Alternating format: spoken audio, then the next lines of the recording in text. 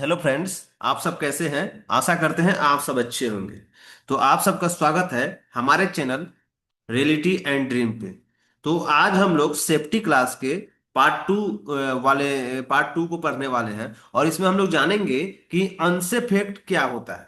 ठीक है। और सुरक्षित कार्य क्या होता है। आप लोग अगर इंडस्ट्री में काम करते हैं तो आप लोग देखते होंगे परमिट में आता है या फिर चेकलिस्ट में आता है अनसेफ एक्ट, अनसेफ कंडीशन।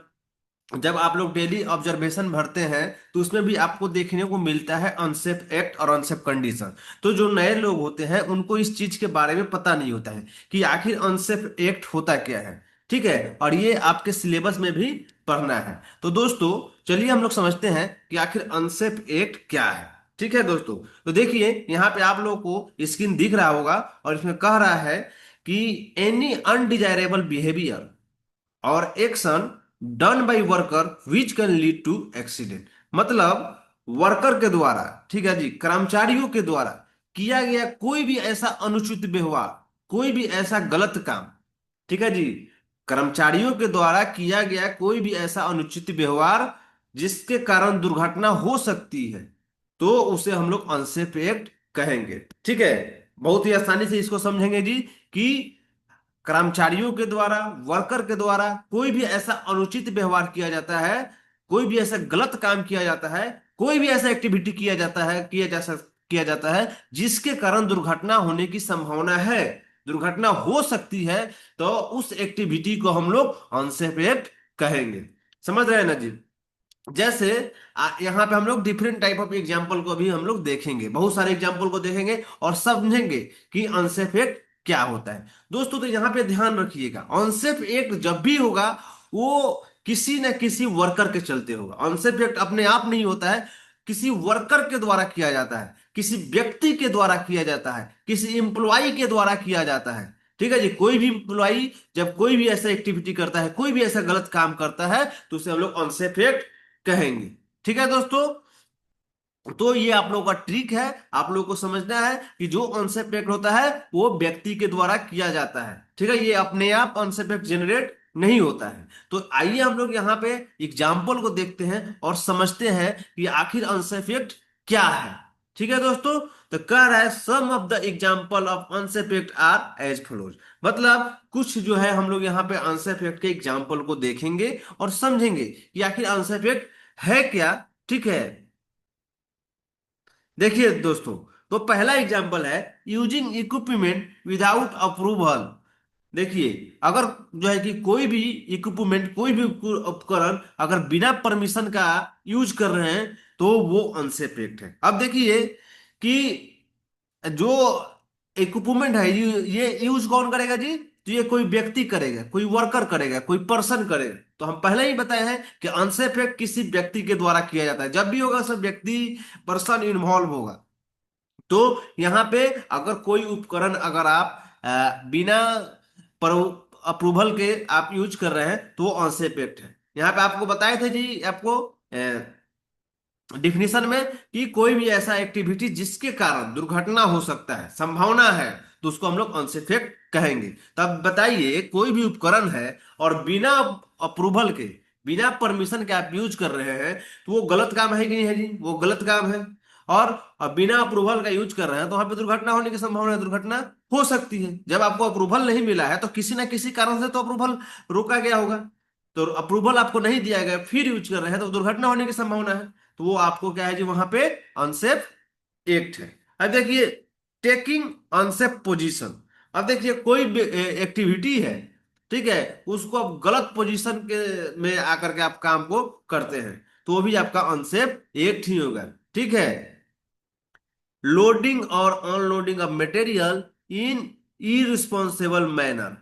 मतलब कोई भी अगर मटेरियल को आप लोड कर रहे हैं, लोडिंग कर रहे हैं, अनलोडिंग कर रहे हैं, तो उसको अगर इरिस्पॉन्सिबल मैनर, ठीक है, ऐसे करते हैं तो वो भी अनसेफ एक्ट हो गया। जैसे आपको मान के चलिए ट्रक पे कार्टून को लोड करना है, तो अगर एक प्रोसेस होता है, आप उठाइएगा, ले जाकर ट्रक में अरेंज कीजिएगा, तो ये आपका क्या है जी, रिस्पॉन्सिबल मैनर से हो गया। लेकिन इरिस्पॉन्सिबल मैनर का मतलब हुआ कि आपने यहां से कार्टून उठाया और ट्रक में फेंक दिया, तो ये अनसेफ एक्ट है। अब कैसे है जी? तो अगर जो है कि अगर आप इसको उठा करके फेंक देते हैं तो हो सकता है कि वो कार्टून नीचे आ जाए, नीचे आकर के आपको चोट लग जाए, तो यहाँ पे संभावना हो जाती है दुर्घटना की। तो इसको हम लोग अनसेफ एक्ट कंसिडर करेंगे। देखिए, not using personal safety device like helmets, gloves, etc.